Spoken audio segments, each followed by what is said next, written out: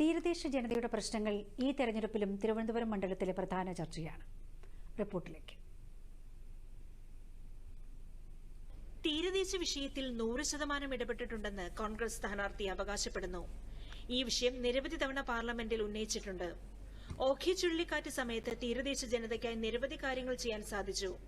എന്നാൽ കേന്ദ്ര സംസ്ഥാന സർക്കാരുകൾ തീരദേശ ജനതയെ വഞ്ചിക്കുകയാണെന്ന് ശശി തരൂർ കുറ്റപ്പെടുത്തുന്നു.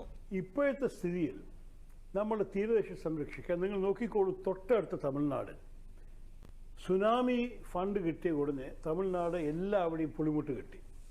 എല്ലാ 50-100 മീറ്റർ നിങ്ങൾ കണ്ടാൽ പുളിമുട്ടുകൾ കാണുന്നുണ്ട്. അതോടെ അവർ തീരദേശം സംരക്ഷിക്കാൻ സാധിച്ചു. കേരളം ഒന്നും ചെയ്തില്ല. കേരള സംസ്ഥാന സർക്കാർ പറയുന്നു അവർക്ക് കേന്ദ്ര സഹായമില്ലാന്ന് ചെയ്യാൻ സാധിക്കും. ഞാൻ കേന്ദ്ര സർക്കാരോട് അഭ്യർത്ഥിക്കുന്നു. അവർ പറയുന്നു ഞങ്ങൾക്കൊന്നും കൊടുക്കാനില്ല. എഴുതി തന്നു, മന്ത്രിയുടെ എഴുത്തുണ്ട്, ഒന്നും കൊടുക്കാനില്ല, ഞങ്ങൾ കൊടുക്കാനുള്ളതൊക്കെ സംസ്ഥാന സർക്കാരിന് കൊടുത്തു കഴിഞ്ഞു. പക്ഷേ ഇപ്പം നിലവിൽ നടക്കുന്ന ചില BJP പ്രചരണം എന്താണ്? ഞങ്ങളെ തെരഞ്ഞെടുപ്പിൽ കൊണ്ടുവന്നാൽ ഞങ്ങൾ ചെയ്തു തരാം. അവർ ചെയ്തിട്ടില്ല. അവർക്ക് അവസരം കൊടുത്തിട്ട് അവർ കെഞ്ചി ചോദിച്ചിട്ടുണ്ട്. അവർ ചെയ്തിട്ടില്ല, ചെയ്യാൻ സാധിക്കില്ല എന്നും കൂടി പറഞ്ഞു.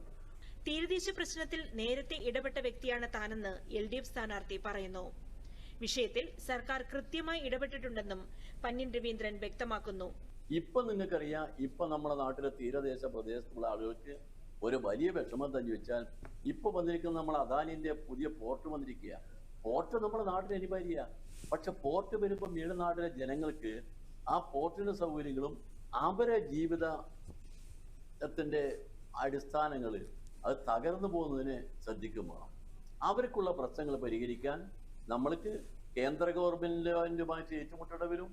സംസ്ഥാനത്തെ ഗവൺമെന്റിന്റെ മുഴുവൻ കഴിവ് ഉപയോഗിക്കേണ്ടി വരും. എല്ലാ മാർഗത്തിലും ചെയ്യേണ്ടി വരും. അവിടുത്തെ ജനങ്ങൾ അസ്വസ്ഥരാണ് ആ കാര്യത്തിൽ. അതുകൊണ്ട് ആ കാര്യത്തിൽ അവരുടെ കാര്യങ്ങൾ നിർവഹിക്കുന്നതുകൊണ്ട് അവരെ കൂടെ ഞാൻ നിൽക്കും. അന്ന് അവർക്ക് പറയാം, അവരോട് ഞാൻ പറഞ്ഞിരുന്നു, നിങ്ങൾക്ക് എന്ത് വന്നാലും നിങ്ങളെ കൂടെ ഞാൻ.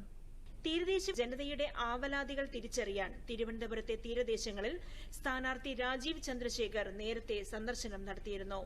2004 മുതൽ 2014 വരെയുള്ള കാലയളവിലെ ഭരണത്തിൽ കോൺഗ്രസ് ജനങ്ങൾക്കായി എന്തു ചെയ്തുവെന്ന് NDA സ്ഥാനാർത്ഥി ചോദിക്കുന്നു. സംസ്ഥാന സർക്കാർ കഴിഞ്ഞ 8 വർഷം എന്തു ചെയ്തു?